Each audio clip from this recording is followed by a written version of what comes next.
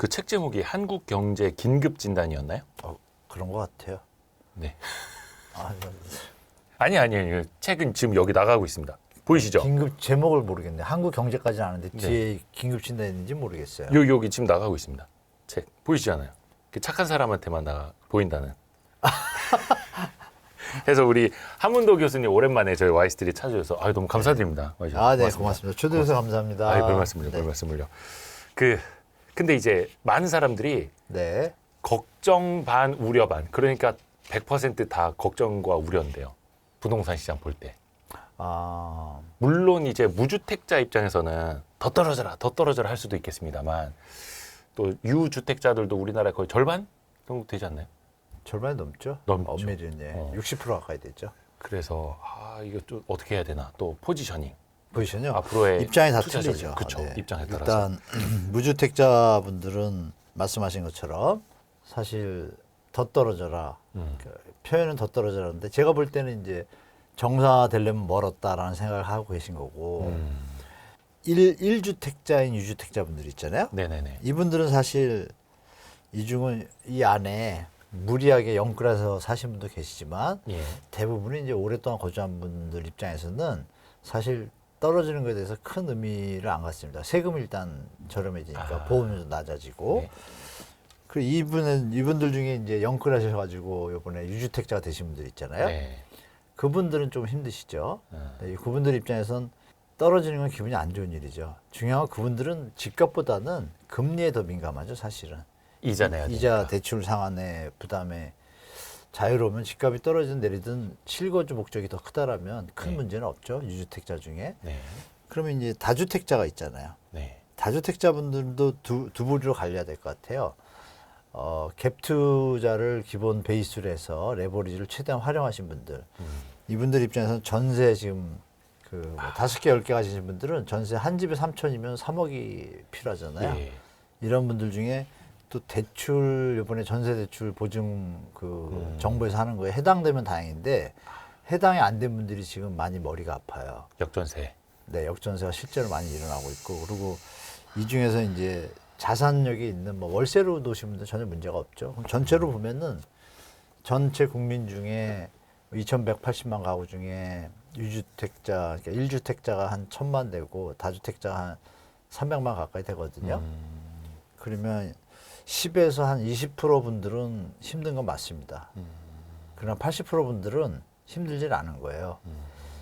국가 경제나 청년들의 어떤 미래를 볼 때 주택 가격이 너무 올랐기 때문에 조정되기를 바라는 마음이 훨씬 많을 거예요. 실제로 여론조사도 그렇게 나오고 있고요. 그래서 각각 입장에 따라 다 틀린 상황입니다. 틀린 상황인데 시장에는 아시는 바와 같이 일단 고금리가 쉽게 네. 가라앉지 않으니까 좀 2, 3년 정도 텀 보시고 자산 관리 전략을 충분히 세우셔야지 그냥 마냥 올라갈까 내려갈까 이렇게 기다리시면 다 타임을 놓치거든요. 그런 좀 관리가 좀 필요한 것 같아요. 네. 그러면 좀 시장을 좀 진단을 한번 해볼까요? 네, 예. 일단 2023년 초에 어느 정도 좀 부동산 시장 바닥을 치고 상반기간 좀 이렇게 반등을 했었잖아요. 많이 반등했죠. 네. 좀이 아니라. 많이라고 해도 되나요? 그럼요. 그러다가 다시 하반기 좀 뒤로 가면서 더 좀 내려가기 시작을 했고 네, 다시. 지금은 어느 정도 상황인지 좀 표현을 하자면 수치로 먼저 표현해 드릴게요. 네. 100이던 주택 가격이 네. 서울 수도권은 70대로 내려왔고 네네. 그리고 인천 송도 아시잖아요. 네. 그쪽 부분 뭐 이런 데들은 한때 50에서 60까지 내려왔고 거의 반토막이 났었다고요? 네, 그랬죠. 반토막 난 데 많았죠. 그리고 지방은 한 70에서 80 사이로 내려왔었어요. 네. 순간적으로. 네. 그 2022년 말이었었죠. 이게 언제 대비라고 보면 될까요? 2022년 초, 2021년 말 최고점 대비 예. 그걸 100이라고 봤을 때 네. 2022년 말에 이 정도까지 다 내려왔단 말이에요. 이게 다시 회복을 해서 서울은 70에서 90 최고점 대비까지 네. 다시 회복을 했고 이 수도권은 한 80까지 회복했습니다. 80 정도, 80에서 85. 그리고 지방은 한 85 정도이죠. 여기도. 네. 뭐 특히 뭐 입지 물량이 적었던 뭐 일부 광역시는 한 90까지 또 회복을 했어요. 그러니까 대부분 2000 고점에 비하면 이제 10에서 15% 정도 다운된 상태가 이제 회복된 상태예요. 그게 네. 이제 9월까지의 상황이고 네. 올해 네. 9월 지나서 이제 대출에 대해서 정부가 스탠스를 이제 좀 바꿨잖아요. 긴축으로 네. 약간 네. 돌리고 나니까 그리고 실제로 뭐 특례보금자리로는 이제 정리가 됐고 50년 주단데도 40년만 움직이는 걸 하니까 대출이 줄잖아요. 그러면서 9월부터 다운돼서 현재까지 상황은 이 수치가 이 90, 서울이 92, 85에서 80까지 내려왔고요. 네. 그리고 수도권은 80에서 75 수준까지 내려왔고요. 네. 많은 데는 70까지. 그리고 지방은 75에서 80 사이. 그러면 최고점 대비 서울은 한 10에서 15%, 지방은 15에서 20% 정도 일단 조정이 된 상태예요. 네. 그러니까 여기서 내년에 신생아론이 나오니까 잠시 또 이제 반등하거든요. 그게 이제 신생아를 낳거나 낳을 예정인 사람들에게 네, 이제 임신했거나 네. 태아가 있거나. 일종의 정부가 또 하나의 뭐 보금자리론 같은 걸 만들어 주는 거죠. 네, 네. 예, 정책 대출 상품은 정책 지원이죠. 예, 정책 금융 상품. 네. 그게 나오면 계산이 나옵니다. 뭐냐면 특례보금자리론이 39조 6천억인데 조금 더 소진돼가지고 41조 들어갔고 50년 주담대가 제가 알기로 한 8조 정도 들어갔거든요. 그럼 한 50조 가까이 되잖아요. 네. 50조고 신생아로는 26조 6천억이니까 한 반 정도 되죠. 그거 이제 대충 계산하면 이 9개월 힘을 썼으니까 예. 아 그러면 4, 5개월 정도 힘 쓰겠구나. 반등 받쳐주고 시장을. 그러면 그 시기는 이제 1월에 바로 시작될 것 같지는 않아요. 지금 갑자기 연말에 지금 하락폭이 네네. 좀 급냉하는 분위기가 좀 있어요. 특히 뭐냐면 매수 심리에 나타내는 네. 매수 우위 지수라고 있어요. 네.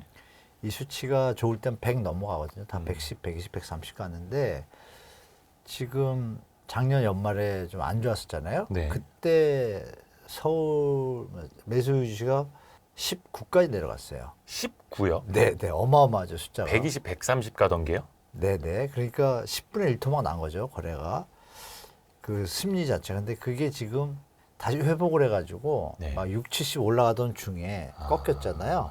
꺾이면서 50, 60 찍고 70 가려다가 못 가고 40, 30, 20 찍었어요. 그래서 저번 주에 20.5 나왔어요.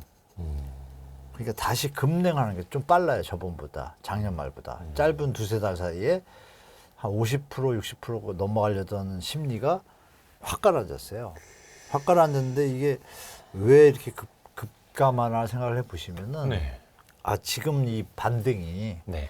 정상적인 반등이 아니라고 판단하는 소비자가 많은 것 같아요. 그래서 이렇게 급격하게 예전의 모습을 찾는 것 같아요. 그러니까 23년 상반기의 반등은 네. 시장이 자생적인 반등이 아니라 그렇죠, 그렇죠. 정책 금융에 의한 좀 네, 떠받치는 좀 장세였지. 이의적인 조작에 대한 어떤 공개 조작 정책이잖아요. 예. 그 정책에 의해서 힘을 받은 게 그 힘이 딱 소진이 된 거죠.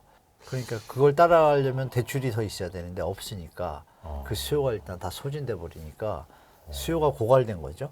유동성이 힘이 돈의 그렇죠. 힘이 돈으로 말하면 유동성이 이제 약간 마른 상태라고 보시면 되겠죠. 그러면 아까 그 신생아론 여기 한 26조 정도 6천억. 투입 네. 20 26조 6천억. 26조 6천억 네. 투입이 되면 그러면 그게 조금 어떻게 받침이 될까요?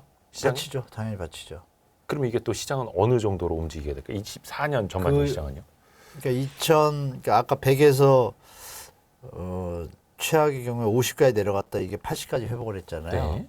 송도 같은 경우에 네. 80, 90까지도 갔다가 좀 조정하는데 그럼 그 힘이 지금 금액적으로 반 정도 되잖아요. 그리고 수요층도 이제 젊은 층이지 않습니까? 그러니까 신생아론이 그 뭡니까 특례보금자리론의 절반 정도 된다. 예산이 네. 예산 자체가. 네. 그러니까 제가 작년에 올 9월부터 주택가 작년에 올해 초에 주택가가 상승할 때도 9월 정도면은 꺾일 거다라고 얘기를 했어요. 네, 그때. 네, 네. 근데 그 근거는 뭐였냐면 이 보통 주택 가격이 이제 형성된 가격대가 있잖아요. 네. 그러면 5억 정도 대출을 받는 집들도 꽤 있을 거고 뭐 3억 받는 집들도 있을 거고 네. 가격대에 따라 네. 그리고 소득도 이제 조사한 게 있는데 제가 그러고 보니까 만약에 5억짜리 대출 받으면 한 10만 가구 정도의 유효 수요가 나와요. 네. 대출에. 네.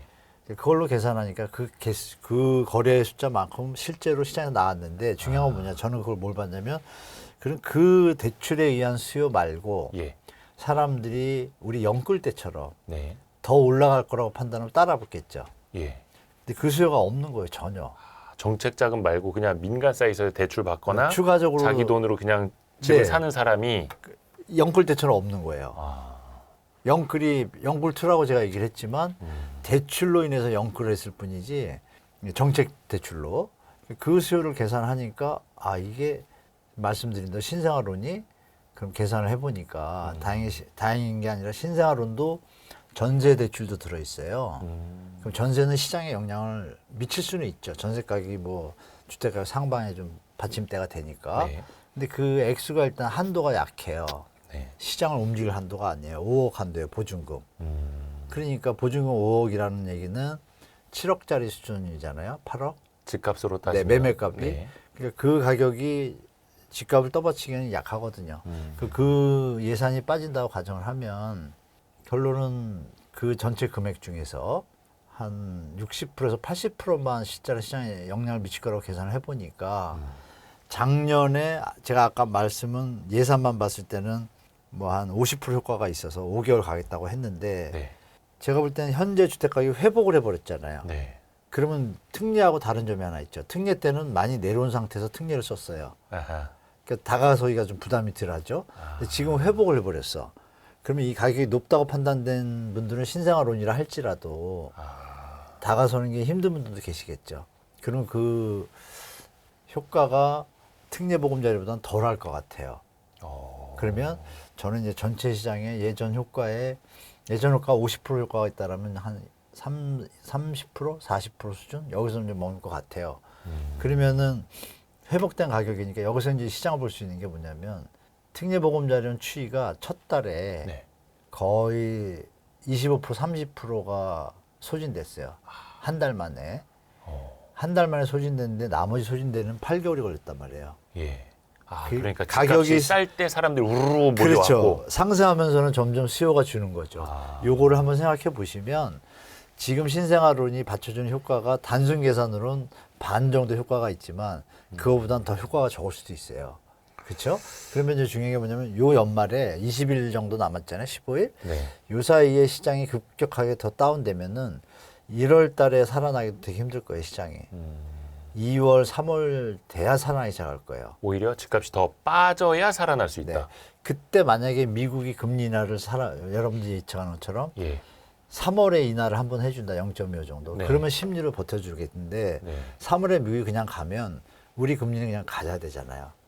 그럼 이게 힘이 약해지면 생각보다 시장이 상승하는 힘이 제가 예상한 것보다 낮을 수도 있어요. 그러고 나면 이제 사람들이 이제 공통적인 인식이 어떻게 될까요?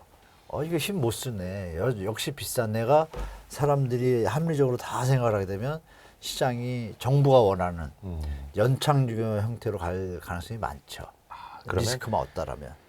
경착륙까지는 아니고 아니죠. 약간 정책 신장, 자금으로 밑에를 좀 받쳐주니까 받쳐줬으니까, 그냥 네. 연착륙 정도로는 맞아요, 가는. 맞아요. 제가 그렇게 보고 있죠. 아하. 근데 잠깐 이제 금리 이야기를 해주셨으니까 네, 네, 네.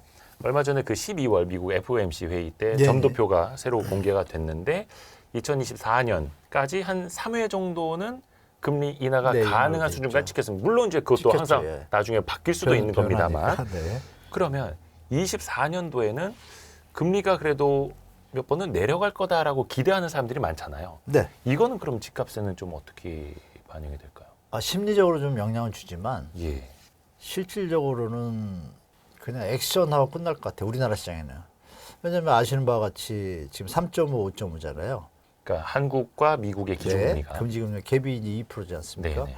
뭐 통상적으로 그동안 이번 이 코로나로 인해서 역전된 거 말고는 한국의 지정학적 리스크 때문에 기본적으로 금리의 그 갭이 우리가 거꾸로 2% 높아야지 서로 호환되는 어떤 또 그 금융의 환경이잖아요. 그렇죠.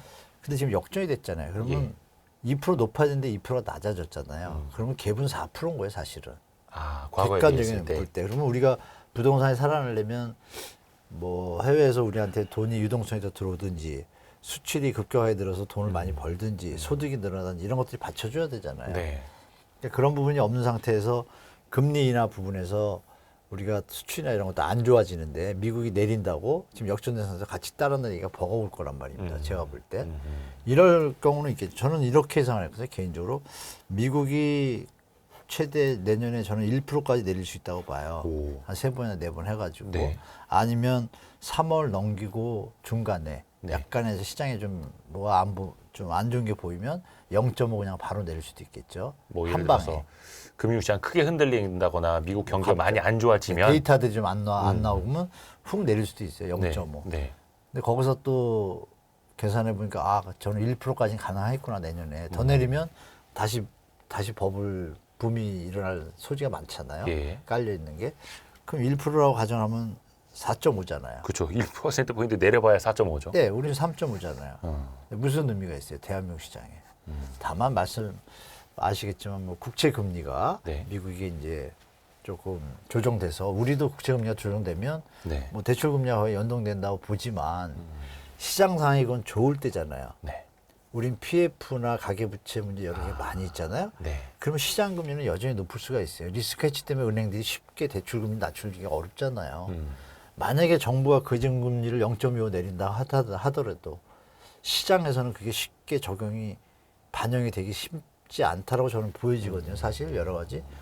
제가 좀 유심히 보는 것 중에 하나가 산업활동 동향지수에서 그 생산설비 소비 투자가 네. 이렇게 트리플 감소된 적이 손에 꼽거든요. 대한민국이. 네. 그렇죠? 제가 알기로는 5번, 10번도 안 되는 것 같은데 네. 그게 올해만 2번이 터졌단 말이에요. 예. 6월인가 7월에 한번 터지고 저번 달에 한번 터지고 그러면 이건 우리 경제 펀더멘털 자체가 지금 힘이 약하다는 얘기니까 그렇죠. 금리나 0.5 하는 것이 부동산의 시장에 영향을 주기 위한 그런 개념이 아니라 전체 경제의 리스크를 제거하기 위한 개념으로 할 수 없이 갈 수는 있잖아요. 그러니까 이게 부동산 시장이 쉽게 금리나 미국 여파로 살아난다. 이 시나리오는 극히 제한적으로 적용되지 전체 지금 펀더멘탈이나 팩트들을 볼 때는 그거 갖고 살아날 거라고 저는 암만 계산을 해봐도 안 나오는 거예요. 기준금리 인하만으로는 안 된다. 힘이 약하다. 이건 있더라고요. 계산을 해보니까 제가 네. 소득 분포를 한번 계산을 해봤거든요. 네. 대출 금리가 3%대로 내려오면 살아나요. 대출 금리가요. 네. 계산해 보니까. 네네네. 그 어떤 개념이냐면 집을 살 사람이 있어야 시장이 움직이잖아요. 예.